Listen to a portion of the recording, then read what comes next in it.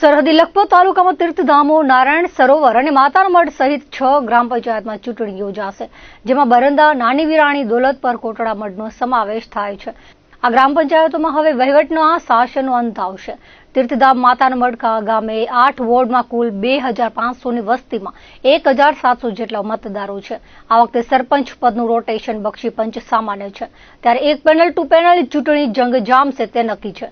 ગત સાંજે ગામના પૂર્વ સરપંચ સુરેન્દ્રસિંહ જાડેજાએ જનરલ ગામ લોકોની બેઠક બોલાવી હતી અને ગ્રામ પંચાયત સમરસ થાય તેવા પ્રયાસો કર્યા હતા, પરંતુ તેમાં સફળતા મળી ન હતી.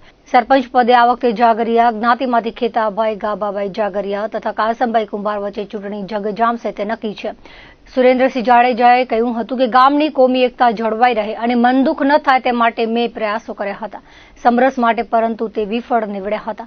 બીજી તરફ કાસમ કુંભારનો સંપર્ક સાધતા તેમણે કહ્યું હતું કે આશાપુરાનું તીર્થધામ છે અને અઢી વર્ષ સરપંચ પદ માટે મેં ચિઠ્ઠી નાખવાની અપીલ કરી પણ કોઈ સહમત થયા ન હતા.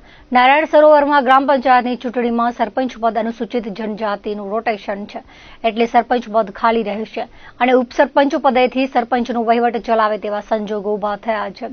7 વોર્ડમાં ત્યાં ચૂંટણી યોજાય તેવી વકી છે, તો તાલુકાના નાની વિરાણી, બરંદા, દોલતપર અને કોટડા મઢ સહિત 6 ગ્રામ પંચાયતમાં ચૂંટણી જંગ જામે તેવા અંધાણ વર્તાઈ રહ્યા છે. લખપતમાં સમ ખાવા પૂરતી કોઈ સમરસ ગ્રામ પંચાયત થાય તેવું જણાતું નથી. સરપંચ પદની ચૂંટણીને લઈ ગ્રામ પંચાયતમાં ગરમાવો આવ્યો છે અને ગતિવિધિ તેજ બની છે.